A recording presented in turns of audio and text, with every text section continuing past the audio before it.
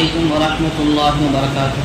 إن الحمد لله نحمده ونستعينه ونستغفره ونؤمن به ونتوكل عليه فنعوذ بالله من شرور أنفسنا وسيئات أعمالنا من يهده الله فلا مضل له ومن يضلل فلا هادي له ونشهد أن لا إله إلا الله وحده لا شريك له ونشهد أن محمدا عبد الله ورسوله صلوات الله وسلامه عليه وعلى آله الطيبين وأصحابه الطاهرين والتابعين فمن تبعهم بإحسان إلى يوم الدين. أما بعد فقد قال الله تعالى في القرآن الكريم فأعوذ بالله من الشيطان الرجيم بسم الله الرحمن الرحيم والفجر وليال عشر صدق الله العظيم.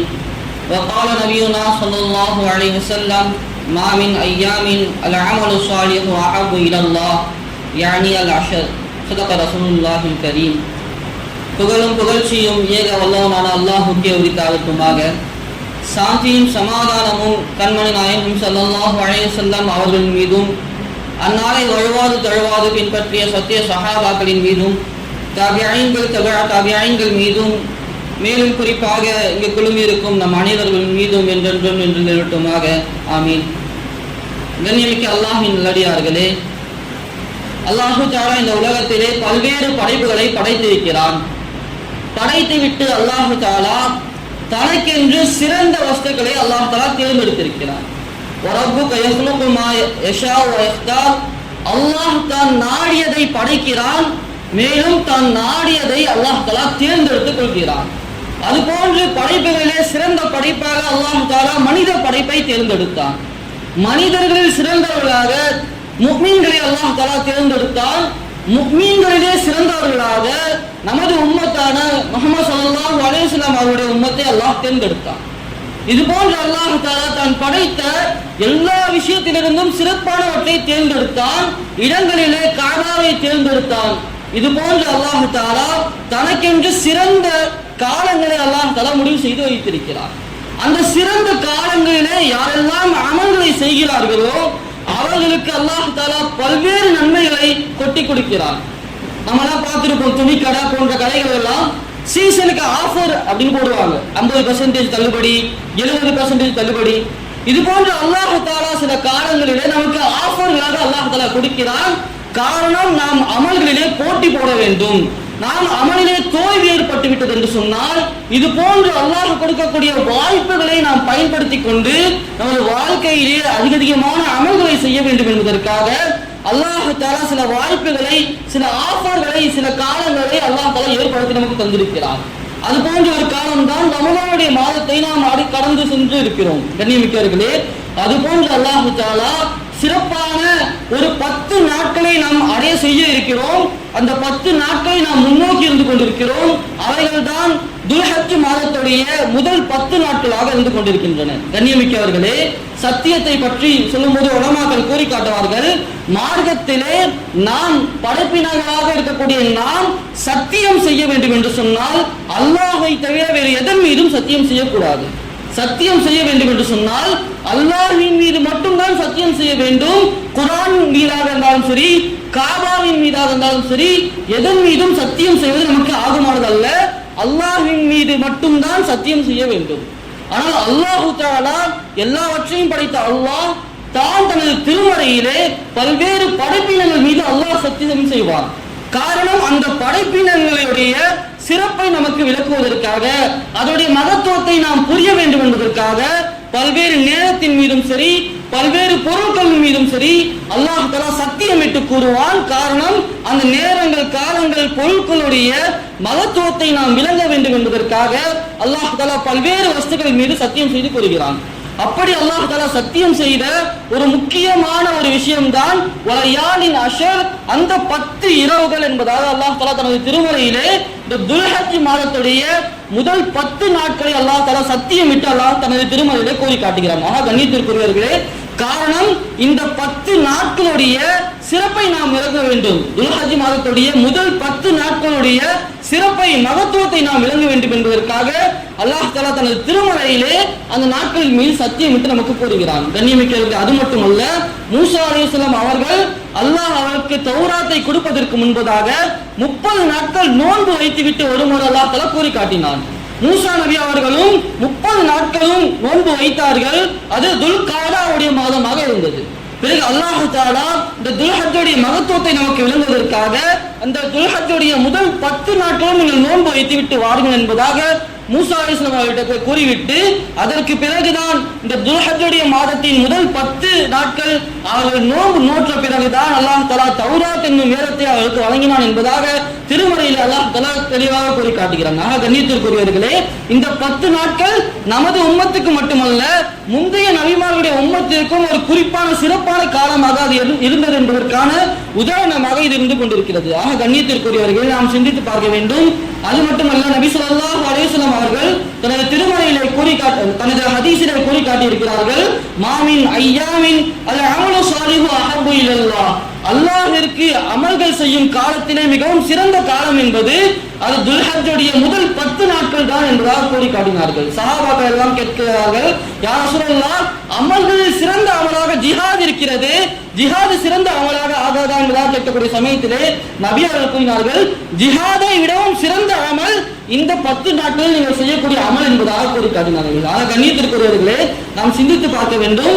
ரமலானுடைய மகத்துவத்தை நாம் அறிந்த அளவிற்கு துல்ஹஜ் மாதத்துடைய இந்த 10 நாட்களுடைய சிறப்பை நாம் விளங்காமல் இருந்து கொண்டிருக்கிறோம். உலமாக்கள் கூறி காட்டுவார்கள், ரமலான் மாதத்திலே நாம் ஓதக்கூடிய குர்ஆனை விட துல்ஹஜ்ஜுடைய முதல் 10 நாட்களில் நாம் ஓதக்கூடிய குர்ஆன் சிறந்ததாக இருக்கிறது. ரமலான் மாதத்திலே நாம் செய்யக்கூடிய சதகாக்களை விட துல்ஹஜ்ஜுடைய முதல் 10 நாட்களில் நாம் செய்யக்கூடிய சதகாக்கள் சிறந்ததாக இருக்கிறது.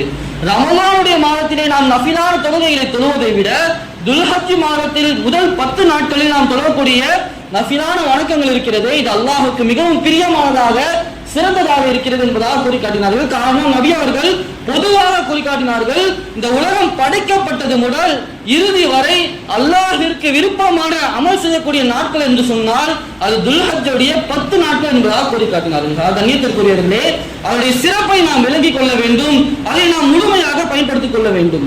உலமாக்கள் கூறி காட்டுவார்கள், அல்லாஹ் தஆலா 3 10களை சிறப்பாக ஆக்கியிருக்கிறான். காலங்களிலே 3 10 நாட்களை அல்லாஹ் தஆலா சிறப்பாக ஆக்கியிருக்கிறான்.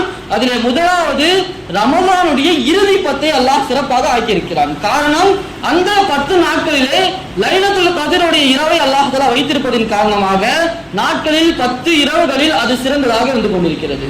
இரண்டாவதாக கூறி காட்டினார்கள், முஹர்ரம் மாதத்துடைய முதல் 10 நாட்கள் இருக்கிறது, அது சிறந்த நாட்களாக இருந்து கொண்டிருக்கிறது. காரணம், அதிலே ஆஷுராவுடைய நோன்பு என்பதாக இருக்கிறது. அதன் காரணமாக முஹர்ரமுடைய 10 நாட்கள் அல்லாஹ்விடத்திலே சிறந்ததாக இருந்து கொண்டிருக்கிறது. இது இரண்டை காட்டிலும் அல்லாஹ்விடத்திலே சிறந்தது என்று சொன்னால் அது துல்ஹிஜ்ஜாவுடைய முதல் 10 நாட்கள் என்பதாக உலமாக்கள் கூறி காட்டுகிறார்கள். காரணம், மார்க்கத்திலே கூறப்பட்டிருக்கக்கூடிய அனைத்து விதமான அமல்களும் நிறைவேற்றப்படக்கூடிய ஒரு நாட்கள் என்று சொன்னால் அது இந்த 10 நாட்களாக தான் இருந்து கொண்டிருக்கிறது. கண்ணியமிக்கவர்களே, தொழுகையாக இருக்கலாம், தொழுகையும் இந்த 10 நாட்களிலே இருக்கிறது. சதகாவாக இருக்கலாம், அதுவும் இந்த 10 நாட்களிலே இருக்கிறது. இந்த 10 நாட்களில் தான் நாம் குர்பானி கொடுக்கிறோம். அந்த குர்பானியை நாம் சதகாவாக எல்லாருக்கும் கொடுக்கிறோம். அதுபோன்று வணக்கத்திலே சிறந்த வணக்கமான ஹஜ்ஜும் நிறைவேற்றப்படக்கூடிய அந்த நாள் இந்த 10 நாட்களில் ஒரு நாளாகத்தான் இருந்து கொண்டிருக்கிறது. நோன்பு, நபி அவர்கள் ஒரு வருடம் கூட விடாத நோன்பும் இந்த நாட்களில் தான் இருந்து கொண்டிருக்கிறது. கண்ணியத்திற்குரியவர்களே, மார்க்கத்தில் கூறப்பட்டிருக்கக்கூடிய அனைத்து விதமான தலை சிறந்த அமல்களும் ஒன்று சேர்ந்து நாம் செய்யக்கூடிய நாட்கள் இந்த துல்ஹஜ்ஜுடைய முதல் 10 நாட்களாக இருந்து கொண்டிருக்கிறது. எனவேதான் எல்லா நாட்களை விட இது மிகவும் சிறந்த நாட்கள் என்பதாக உலமாக்கள் கூறி காட்டுகிறார்கள். கண்ணியத்திற்குரியவர்களே, இந்த நாட்களை நாம் ஒருபொழுதும் நாம் வீணாக்கி விடக்கூடாது. இதிலே நாம் அதிகமான அமல்களை செய்தாக வேண்டும். கண்ணியமிக்கவர்களே, நபி ஸல்லல்லாஹு அலைஹி வஸல்லம் அவர்களே கூறி காட்டினார்கள், இந்த நாட்கள் இருக்கிறதே அல்லாஹ்வுக்கு மிகவும் அமல் செய்யக்கூடிய நாட்கள் பிரியமானது. எனவே நீங்கள் அதிகமாக தஸ்பீஹை செய்யுங்கள், சுப்ஹானல்லாஹ் என்பதாக அதிகமாக சொல்லுங்கள், அல்ஹம்துலில்லாஹ் என்பதாக அதிகமாக இந்த நாட்களிலே நீங்கள் ஓதுங்கள், அல்லாஹ் அக்பர் என்பதாக தக்பீரை நீங்கள் அதிகமாக இந்த 10 நாட்களிலே ஓதுங்கள் என்பதாக நபி அவர்கள் கூறி காட்டினார்கள். அது மட்டுமல்ல, சஹாபாக்களுடைய வழக்கமாக இருந்தது. சஹாபாக்கள் இந்த துல்ஹிஜ்ஜாவுடைய 10 நாட்கள் வந்து என்று சொன்னால் கடைவீதிகளுக்கெல்லாம் சென்று தக்பீரை சத்தமிட்டு ஓதக்கூடியவர்களாக இருந்தார்கள். இன்று இந்த தக்பீர் ஓதக்கூடிய பழக்கம் இருக்கிறது நம் இடத்திலே மிகவும் குறைவானதாக ஆகிவிட்டது. கண்ணியத்திற்குரியவர்களே, இந்த 10 நாட்களில் நாம் அதிகமான முறையில் தக்பீர் ஓத வேண்டும். சஹாபாக்கள் கடைவீதிக்கு சென்றார் என்று சொன்னால் கடைவீதியில் இருக்கக்கூடிய மக்கள் எல்லாம் கூச்சல் குழப்பத்தில் ஈடுபட்டுக் கொண்டிருப்பார்கள். சத்தமிட்டு அங்கே தக்பீரை ஓதுவார்கள். இந்த துல்ஹஜ்ஜுடைய முதல் 10 நாட்களில் சஹாபாக்கள் கடை வீதிகளில் சத்தமிட்டு தக்பீர் ஓத ஆரம்பிப்பார்கள். அதை கேட்டு கடை வீதியில் இருக்கக்கூடிய ஒவ்வொரு நபர்களும் சத்தமிட்டு தக்பீர் ஓதுவார்கள். அந்த கடை வீதி முழுக்கவுமே தக்பீரால் நிறைந்ததாக ஆகிவிடும். கண்ணியமிக்கவர்களே, நாம் அதிகமாக தக்பீரை ஓத வேண்டும். வீட்டுக்குள் சொல்லும் போதும் சரி, வீட்டை விட்டு வெளியே வரும்போதும் சரி, குறிப்பாக உலமாக்கள் குர்பானியுடைய பிராணியை பார்க்கும்போது அதிகமாக நீங்கள் தக்பீர் சொல்லுங்கள், இது முஸ்தஹப்பான ஒரு விஷயம் என்பதாக நமக்கு கூறி காட்டுகிறார்கள். நாம் பார்க்கலாம், வீதிகளிலே ஆடை எடுத்து செல்கிறார் என்று சொன்னால் குர்பானியுடைய பிராணி அது பார்த்தவுடன் நாம் தக்பீரை ஓட ஆரம்பித்து விட வேண்டும். நாம் வீட்டில் இருக்கக்கூடிய சின்ன பிள்ளைகளுக்கும் இந்த தக்பீருடைய வாசகத்தை நாம் சொல்லிக் கொடுக்க வேண்டும். நம் குடும்பத்திலும் வீட்டிலும் சரி தக்பீரை அதிகமாக ஓத வேண்டும். கண்ணியமிக்கவர்களே, இது போன்று தக்பீரை ஓதுவதிலும் தஸ்பீஹை ஓதுவதிலும் மிகப்பெரிய பலனை அல்லாஹ் தஆலா வைத்திருக்கிறார். இமாம் அஹ்மத் இப்னு ஹம்பல் என்பதாக சொல்லக்கூடிய ஒரு மிகப்பெரிய அறிஞர் இருந்தார்கள். அந்த அறிஞரை கனவிலாவது நேரிலாவது காண வேண்டும் என்று பல்வேறு நபர்கள் இயங்கிக் கொண்டிருக்கக்கூடிய காலமாக அது இருந்தது. அப்படி இமாம் அஹ்மத் இப்னு ஹம்பல் அவர்கள் ஒரு ஊருக்கு செல்கிறார்கள். அந்த ஊரிலே இருக்கக்கூடிய நபர்களுக்கு அவர்களை அடையாளம் தெரியவில்லை. உடனடியாக இரவு தாமதம் ஆகிறது. இமாம் அஹ்மத் இப்னு ஹம்பல் அவர்கள் பள்ளியிலே தங்கிக் கொள்ளுமாறு அனுமதி கேட்கிறார்கள். அங்கே இருக்கக்கூடிய பணியாளர் பள்ளியில் யாரும் தங்குவதற்கு அனுமதி இல்லை என்பதாக கூறிவிடுகிறார். அவர்கள் நான் வராண்டாவிலாவது படுத்துக் கொள்கிறேன், வெளிப்பள்ளியிலாவது நான் படுத்துக் கொள்கிறேன் என்பதாக கேட்கக்கூடிய சமயத்திலே இங்கு படுக்கவும் அனுமதி இல்லை என்பதாக அவரை பிடித்து வெளியே தள்ளிவிடுகிறார்கள். கண்ணியத்திற்குரியவர்களை, இது எல்லாம் பார்த்து கொண்டிருந்த ஒரு ரொட்டி கடைக்காரர் அவர் இருந்தார். அந்த ரொட்டி கடைக்காரர் அவரை பார்த்தவுடன், இமாம் அஹ்மத் இப்னு ஹம்பலை பார்த்தவுடன், வயதான நபராக இருக்கிறார், என் வீட்டில் நீங்கள் தங்கிக் கொள்ளுங்கள் என்பதாக கூறிவிட்டு தங்களது வீட்டுக்கு அழைத்து செல்கிறார்கள். அழைத்து சென்று விட்டு இரவு முழுவதும் அவர் அந்த ரொட்டிக்காக மாவை பிசைந்து கொண்டே இருக்கிறார். காலையில் ரொட்டி சுட வேண்டும், அதற்கான மாவை பிசைந்து கொண்டே இருக்கிறார். பிசையக்கூடிய சமயத்திலே அவருடைய வாயிலே ஏதோ ஒரு முணுமுணுக்கும் சத்தம் கேட்டுக்கொண்டே இருக்கிறது. வாயிலே ஏதோ அசை போட்டுக் கொண்டே ரொட்டி மாவை பிசைந்து கொண்டே இருக்கிறார். இதை இமாம் அஹ்மத் இப்னு ஹம்பல் பார்த்து கொண்டே இருக்கிறார்கள். காலையிலே புறப்படக்கூடிய வேளையிலே இமாம் அஹ்மத் இப்னு ஹம்பல் கேட்கிறார்கள், நான் இரவெல்லாம் உங்களை பார்த்தேன், நீங்கள் ரொட்டிக்கு மாவு பிசைக்கக்கூடிய நேரத்திலே உங்கள் வாய் முணுமுணுத்துக் கொண்டே இருந்தது, என்ன கவிதை படித்துக் கொண்டிருந்தீர்களா என்பதாக கேட்கக்கூடிய சமயத்திலே அவர் சொன்னார், நான் எனது கைகள் ரொட்டியை பிசைந்து கொண்டிருக்குமே தவிர எனது நாவில் அல்லாஹ்வுடைய திக்ர் உச்சரிக்கப்பட்டு கொண்டே இருக்கும். நான் அல்லாஹ் அக்பர் என்பதாகவும் அல்ஹம்துலில்லாஹ் என்பதாகவும் நபி மீது ஸலவாத்தும் சொல்லிக்கொண்டு இஸ்திக்ஃபாரும் ஓதிக்கொண்டிருப்பேன். எனது நாவு சும்மா தானே இருக்கு, கைதான வேலை செஞ்சுக்கிட்டு இருக்கு, என் நாவில் திக்ரை செய்து கொண்டே இருப்பேன் என்பதாக கூறி காட்டினார்கள்.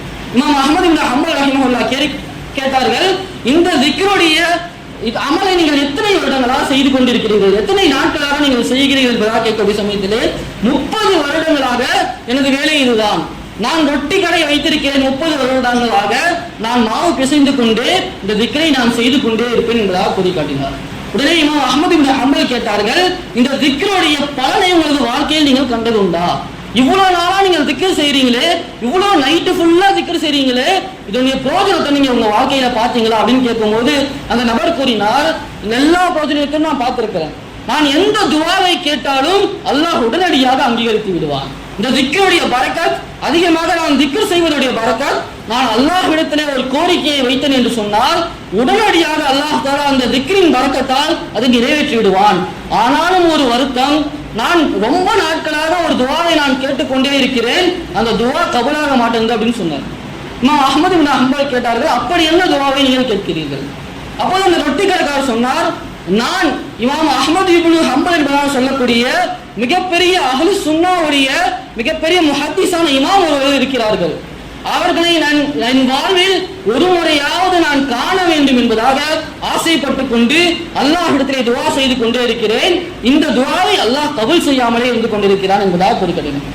அப்போது இமாம் அஹ்மத் இப்னு ஹம்பல் சொன்னார்கள், சுப்ஹானல்லாஹ், நீங்கள் சுப செய்தி பெற்றுக் கொள்ளுங்கள், நான் தான் அந்த அஹ்மத் இப்னு ஹம்பல், நீங்கள் செய்த அந்த திக்கருடைய பரக்கத் என்னை தரதரவென்று பள்ளியில் இருந்து இழுத்து வெளியே தள்ளி உங்கள் வாசலில் போட்டுவிட்டது என்றார் குறிப்பிட்டார். கணித்திற்குரியவர்களே, நாம் வாழ்க்கையில் அதிகமான திக்கர் செய்யக்கூடிய பழக்கத்தை ஏற்படுத்த வேண்டும். அதிலும் குறிப்பாக இந்த நாட்கள் நாட்களில் அதிகமாக நாம் திக்ரை செய்ய வேண்டும். நபியர்கள் வலியுறுத்தி இருக்கிறார்கள். நீங்கள் அதிகமாக சுப்ஹானல்லாஹ் சொல்லுங்கள், அல்ஹம்துலில்லாஹ் சொல்லுங்கள், அல்லாஹ் அக்பர் சொல்லுங்கள் என்பதாக இந்த துல்ஹஜ்ஜுடைய முதல் 10 நாட்களில் அதிகமாக திக்ர்களை செய்யுங்கள் என்பதாக நபியர்கள் நமக்கு வழிகாட்டி இருக்கிறார்கள். கண்ணியமிக்கவர்களே, அது மட்டுமல்ல, இந்த துல்ஹஜ்ஜுடைய முதல் 9 நாட்கள் இருக்கிறது, நபியவர்கள் ஒரு காலமும் இந்த நோன்பை விடவே மாட்டார்கள். 4 விஷயங்கள் ஹஃப்ஸா ரலியல்லாஹு அன்ஹா அவர்கள் அறிவிக்கிறார்கள். 4 விஷயத்தை நபி அவர்கள் ஒருபொழுதும் தனது வாழ்க்கையிலே விட்டதே இல்லை. அதை முதலாவதாக கூறி காட்டினார்கள், ஆஷுராவுடைய நோன்பு இருக்கிறது, இதை நபியர்கள் தனது வாழ்க்கையிலே விட்டதில்லை. இரண்டாவதாக துல்ஹஜ்ஜுடைய மாதத்தில் முதல் 9 நாட்கள் வைக்கக்கூடிய நோன்பு இருக்கிறது, இதை ஒரு காலமும் நபியர்கள் விட்டதில்லை. மூன்றாவதாக ஒவ்வொரு மாதமும் 3 நோன்புகளை நபியர்கள் விட்டதே கிடையாது. மாசம் 3 நோன்பு நிச்சயமாக அவர்கள் ஒவ்வொரு மாதமும் வைப்பார்கள். அது மட்டுமல்ல, 4ஆவதாக கூறி காட்டினார்கள், ஃபஜ்ருடைய முன்சுன்னத் 2 ரக்காத் இருக்கிறது, ஒரு காலம் நபியர்கள் அதை விட்டதே இல்லை என்பதாக கூறி காட்டுவார்கள். சகோதரர்களே, இந்த 9 நாட்களில் நாம் நோன்பு வைக்க அதிகபட்சமாக முயற்சி செய்ய வேண்டும். அப்படி 9 நாட்களும் நம்மால் நோன்பு வைக்க இயலவில்லை என்று சொன்னால் 3 நாட்கள் திங்கட்கிழமை, வியாழக்கிழமை அரஃபாவுடைய நோன்பு என்பதாக இந்த 3 நோன்புகளையாவது நாம் வாழ்க்கையிலே நோக்க முயற்சி செய்ய வேண்டும். இந்த துல்ஹஜ்ஜுடைய 9 பிறைகளில் திங்கட்கிழமை, வியாழன், அரஃபாவுடைய நோன்பு, இந்த 3 நோன்பையாவது குறைந்தபட்சம் நாம் வைக்க முயற்சி செய்ய வேண்டும். அதுவும் நம்மால் இயலவில்லை என்று சொன்னால் குறைந்தது அவசியமாக 9ஆம் நாள் பிறையான அரஃபாவுடைய நாள் என்று குறிப்பாக நாம் கட்டாயமாக அவசியமாக அதை நோன்பு நாம் வைக்க வேண்டும். கண்ணியமிக்கவர்களே, நபி அவர்கள் ஒரு காலமும் இந்த 9 நோன்பையும் விட்டதில்லை. அதிகமாக நாம் இதிலே நோன்பு வைக்க கடமைப்பட்டிருக்கிறோம். அது மட்டுமல்ல கண்ணியமிக்கவர்களே, இதிலே நாம் அதிகமாக குர்ஆனை ஓதுவதற்குண்டான முயற்சிகளை செய்ய வேண்டும். உலமாக்கள் கூறி காட்டுவார்கள், ரமலானிலே குர்ஆன் ஓதுவதனுடைய சிறப்பை நீங்கள் அறிந்திருக்கிறீர்கள். ரமலானிலே நான் குர்ஆனை முடிக்க வேண்டும் என்று போட்டி போடுகிறீர்கள். அதைவிட சிறந்தது துல்ஹஜ்ஜுடைய முதல் 10 நாட்களில் நீங்கள் ஓதக்கூடிய குர்ஆன். எனவே இந்த 10 நாட்களில் நீங்கள் ஒரு குர்ஆனை குறைந்தபட்சம் இந்த 10 நாட்களில் ஒரு குர்ஆனை முழுமையாக முடிப்பதற்காக நீங்கள் முயற்சி செய்யுங்கள் என்பதாக உலமாக்கள் நமக்கு வழிகாட்டுகிறார்கள். அது மட்டுமல்ல, இதிலே நாம் அதிகமான சதகாக்களை செய்ய வேண்டும். நமக்கென்று ஒரு வரைமுறையை ஏற்படுத்திக் கொண்டு இந்த 10 நாட்களில் நாம் செய்யக்கூடிய சதகா அல்லாஹ்விடத்திலே ஆக உயர்ந்ததாக இருக்கிறது. இந்த 10 நாட்கள் இந்த வாய்ப்பு நமக்கு கிடைக்காது வாழ்க்கையிலே. எனவே இந்த 10 நாட்களில் அதிகமாக நாம் சதகாக்களை செய்ய வேண்டும். அல்லது குறைந்தபட்சம் ஒரு நாளைக்கு நான் 50 ரூபாய் சதகா செய்வேன். நமது வருமானத்திற்கு ஏற்றவாறு நமக்கு நாமே நமது அமல்களை திட்டமிட்டுக் கொண்டு ஒரு நாளைக்கு நான் 50 ரூபாய் சதகா கொடுப்பேன் அப்படின்னு நினைத்து சொன்னா ஒரு நாள் கூட விடுபடாமல் அந்த 10 நாட்களிலும் நாம் அந்த தொகையை நாம் சதகாவாக கொடுத்து விட வேண்டும். எனவே இப்படி நாம் செய்வதிருக்கிறது அல்லாஹ்விடத்திலே ஆக உயர்ந்ததாக இருக்கிறது. அது மட்டுமல்ல, அதிகமான அமல்களை, நஃபிலான தொழுகைகளை நாம் தொழுக வேண்டும். கண்ணியமிக்க அதனுடைய இரவிலே நாம் குறைந்தபட்சம் 2 ரக்காத்தாவது நாம் தஹஜ்ஜுடைய தொழுகையை நாம் பேணிக்கையாக தொழ வேண்டும். அது மட்டுமல்ல, இந்த நாட்களில் நாம் எந்த அளவுக்கு முடியுமோ அந்த அளவுக்கு அதிகமாக அமல்களை செய்ய வேண்டும். கண்ணியமிக்கவர்களே, இது போன்ற வாய்ப்புகளை நாம் பயன்படுத்திக் கொள்ள வேண்டும். நபி ஸல்லல்லாஹு அலைஹி வஸல்லம் அவர்கள் எல்லா வாய்ப்புகளையும் எப்படி பயன்படுத்த வேண்டும் என்பதாக நமக்கு கற்றுக் கொடுத்திருக்கிறார்கள். நபி ஸல்லல்லாஹு அலைஹி வஸல்லம் அவர்கள் சூரியன் உச்சம் சாய்ந்த பிறகு 4 ரக்காத்துகள் தொழுவார்கள்.